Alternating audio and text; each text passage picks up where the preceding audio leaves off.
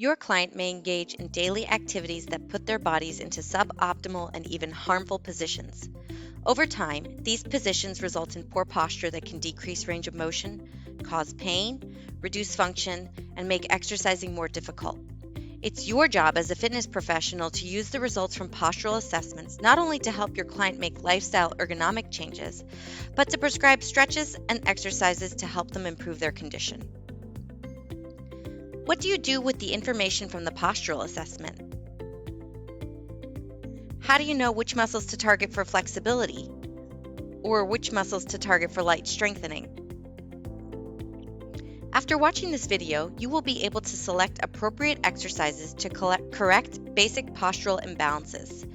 By addressing your client's postural abnormalities, you will equip them with the foundation they need to achieve their goals. First, we'll describe more joint motions that are relevant to postural assessment and correction. Next, we will discuss agonist and antagonist muscle groups as they pertain to postural assessment and correction. Finally, we'll review how to select and prescribe appropriate corrective exercises based on results of postural assessment.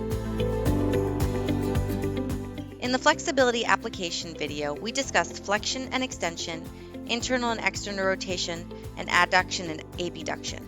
Here we will discuss 3 more joint pairs and positions. The first joint pair is protraction and retraction. Protraction occurs when a joint is pushed forward, and retraction occurs when a joint is pushed backwards. The neck and scapulothoracic joints are capable of protraction and retraction. The second joint position pair is valgus and varus.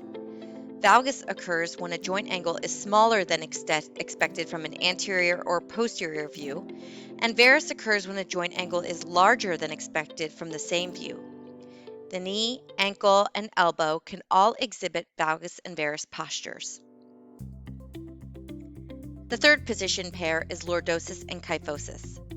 I am presenting these as a pair here as they often appear in conjunction. However, they can occur separately and in different parts of the spine than presented here.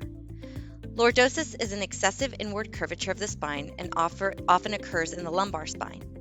Kyphosis is an excessive outward curvature of the spine and often occurs in the thoracic spine. We previously discussed agonist and antagonist muscles. Now we will talk about how those concepts apply to posture by reviewing upper and lower cross syndromes. Upper cross syndrome typically develops from frequent and prolonged slouching. Slouching causes shortening of the pecs, upper traps, and neck extensors, and lengthening of the deep neck flexors, lower traps, and serratus anterior. The pec is the agonist for protraction, and the lower traps and serratus anterior are the antagonists. The upper traps and neck extensors are the agonists for cervical retraction, and the deep cervical flexors are the antagonists. Upper cross syndrome results in thoracic kyphosis. Lower cross syndrome typically develops from frequent and prolonged sitting. Sitting causes shortening of the hip flexors and erector spinae and lengthening of the abs and glutes. The hip flexor is the agonist for hip flexion, and glutes are the antagonist. The erector spinae is the agonist for trunk extension, and the abs are the antagonists. Lower cross syndrome results in lumbar lordosis. There are certain postural deviations or abnormalities that cannot be corrected. Valgus and varus postures, structural scoliosis, along with some other positions, are fixed by bony anatomy and cannot be treated or altered through exercise. When working to address issues with thoracic kyphosis and lumbar lordosis, and upper and lower cross syndrome, it is important to first identify lifestyle or occupational factors contributing to their development. Then, as with flexibility issues, to improve a specific range of motion, put a joint further into that range of motion. To improve the consequences of thoracic kyphosis and upper cross syndrome, you should focus on shoulder and cervical retraction. You can prescribe flexibility exercises for the pec, upper traps, and neck extensors. You can also prescribe strengthening exercises for the lower traps, serratus anterior, and deep cervical flexors. To improve the consequences of lower cross syndrome, you should focus on posterior rotation of the hip. You can prescribe flexibility exercises for hip flexors and erector spinae. You can also prescribe strengthening exercises for the abs and glutes. Selection of appropriate flexibility and strengthening exercises based on postural assessment requires an understanding of which muscles are shortened and lengthened.